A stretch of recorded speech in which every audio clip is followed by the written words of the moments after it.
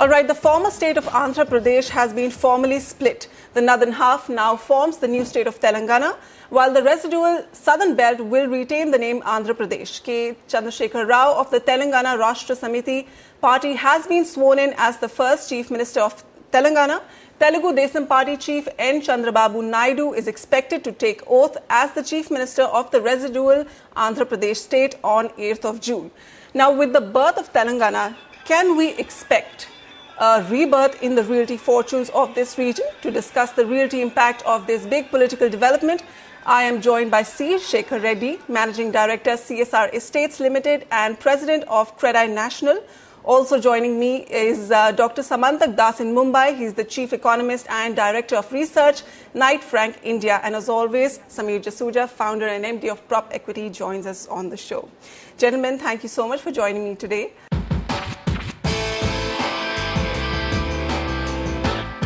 Mr. Reddy, let me begin with you.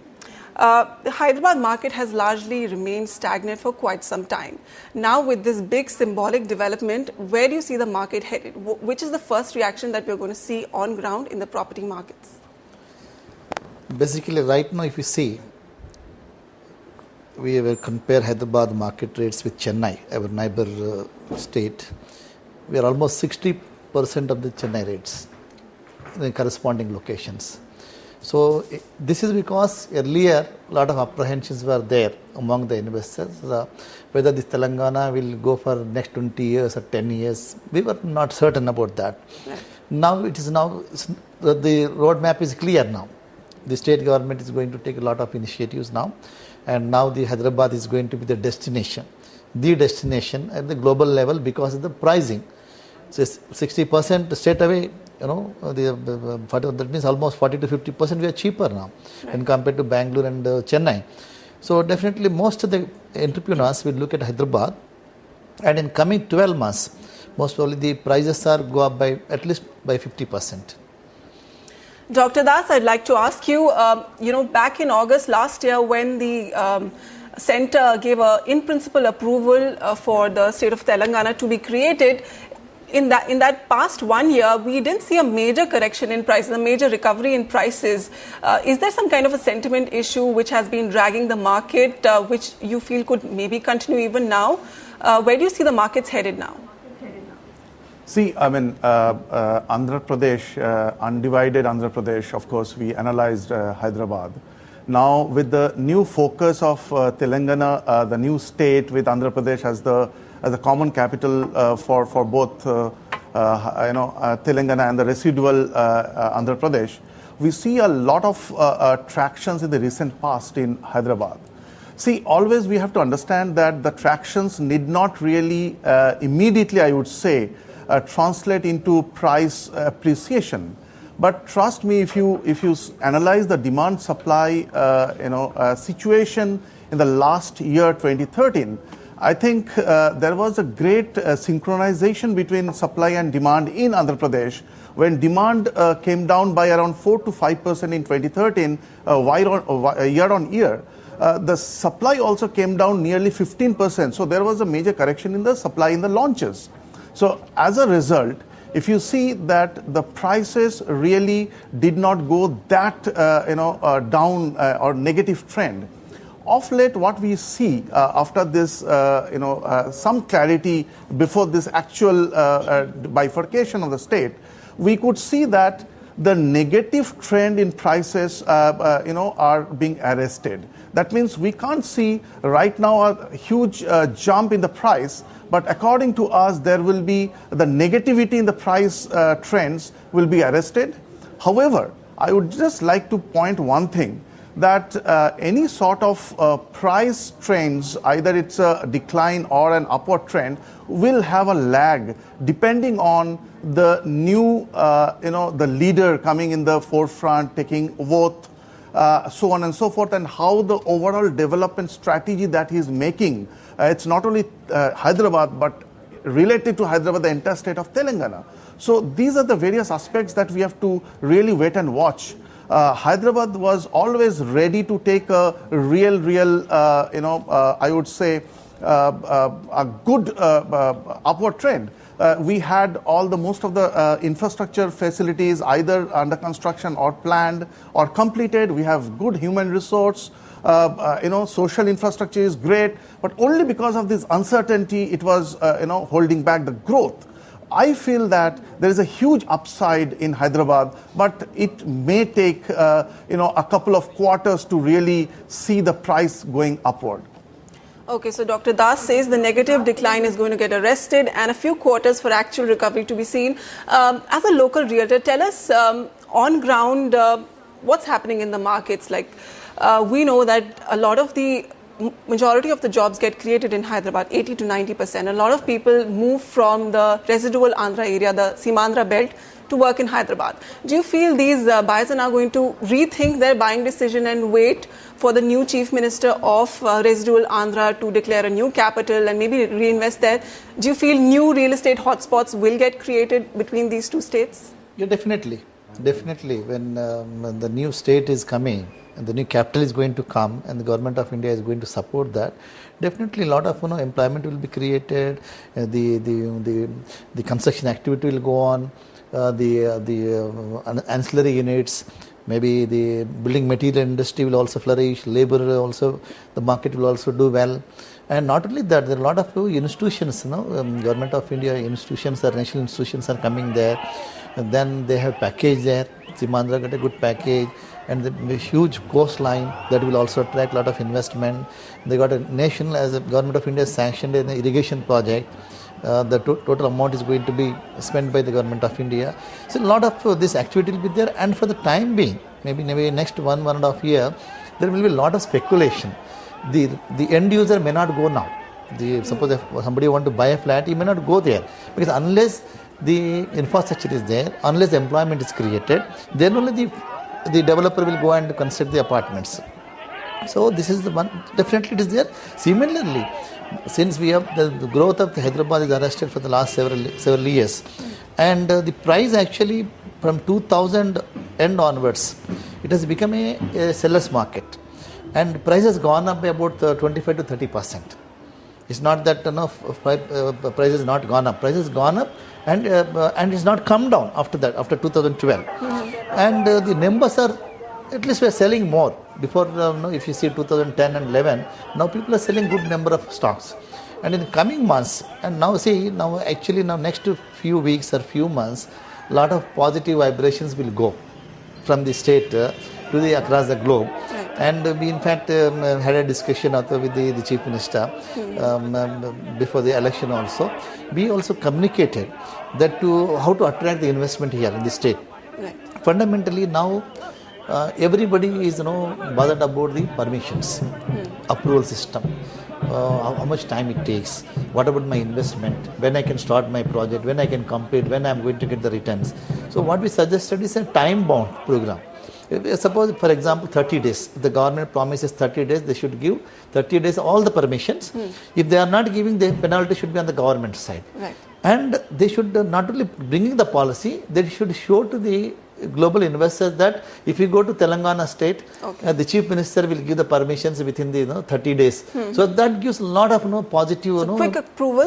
Quite the second one, common demand. The second one, what is our demand is right now. Suppose we are ourselves doing the external infrastructure at our cost, but we have to take the permission from the respective agencies. It takes time to give the permission. Right. The second demand is the government, state government, Telangana state government should promise that external infrastructure will be given by the government. Right. If they can do two things, I think entrepreneurs will be in queue. I can say will be in queue. Will be in queue, and I am confident this Chief Minister, because basically he has one vision to achieve Telangana. So he had a strategy for that. In 2004, he had alliance with the Congress and the Communists. In 2009, he had alliance with the BJP and Telugu Desam. So he achieved his target. Okay. So he has proven, there's a track record for if he has some target, he will achieve. Okay. And the people also voted for him. So definitely we hope, all entrepreneurs from Telangana, we hope, because we interacted also, definitely he's got very good knowledge on each and every sector. Okay, let me get closing comments from Dr. Das. How do you read into the agenda of both the chief ministers, the one who is sworn in today and also Chandrababu Naidu, who is going to be sworn in a week or so? Chandrababu Naidu is talking about developing new IT hubs. KCR has his own development agenda. How do you read into those? So it's a very interesting situation because if you look at the leadership in Chandrababu Naidu, definitely the major driver, economic driver of the entire Andhra Pradesh, including Telangana, is basically ITITS, and it is under his leadership that ITITS has got that type of robust growth, and it marked created some history. But one thing is very important that in Hyderabad, if you see, of course, the panelist has joined us, he would be in a better position to say that.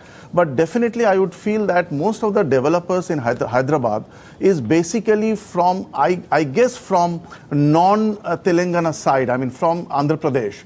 So there will definitely be a natural interest of these developers, to show some sort of, I would say, inclination towards even, the residual Andhra Pradesh, and there also they will find their old leader in Chandrababu Naidu. The new leadership, of course, he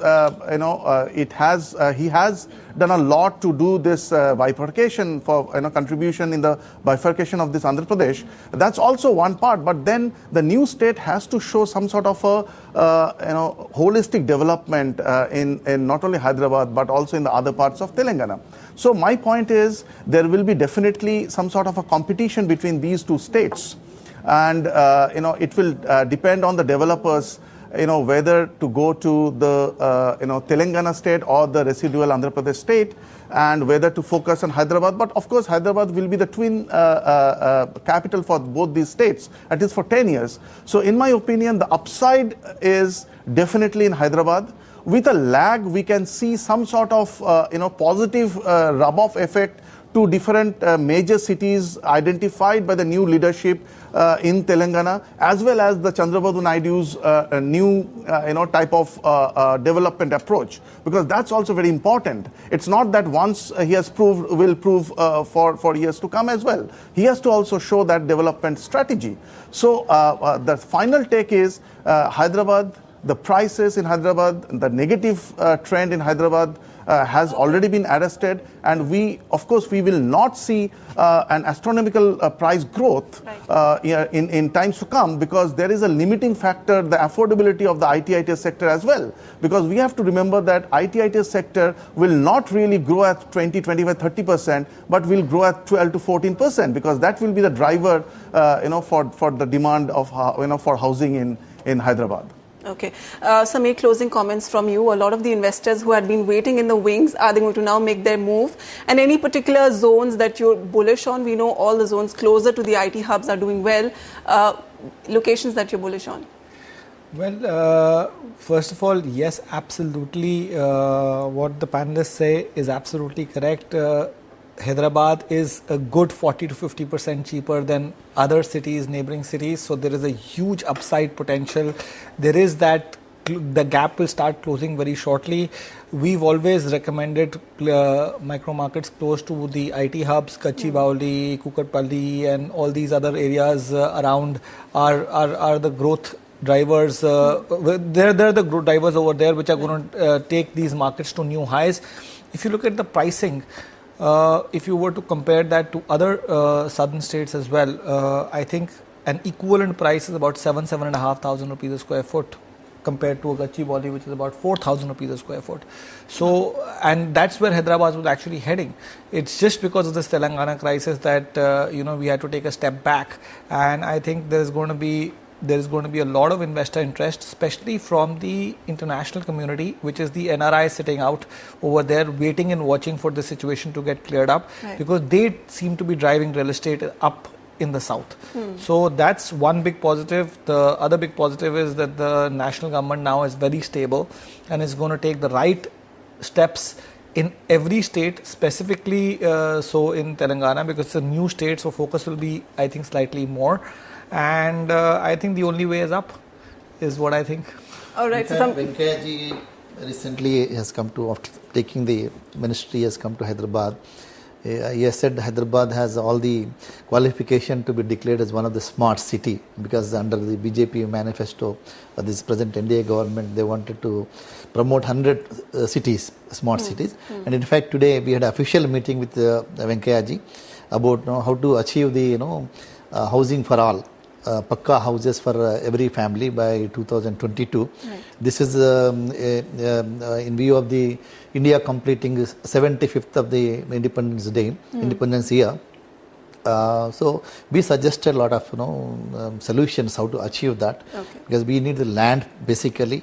Land is available within the core city from a lot of government, state government, government of India, public sector institutions, R&D centers, and cantonment, railways. Some old industrial estates are within the city. Huge land is available, so which is unlock that land potential. Which is surrounded by highest infrastructure. Yes. So if part of that land can be given for the rental housing or ownership housing or PPP model, I think this, whatever they are targeting, about 30 millions by 2022 can be achievable. But at the same time, to encourage the private sector, government of India want to encourage the private sector. See, like any entrepreneur, if he is investing his profits in a windmill, so it's exempted. Similarly, for the EWS LIG projects, if any corporate sector, need not be developer also, anybody can invest that money, it's exempted, from the profit. They invest in the EWS LIG. I think definitely this will flourish.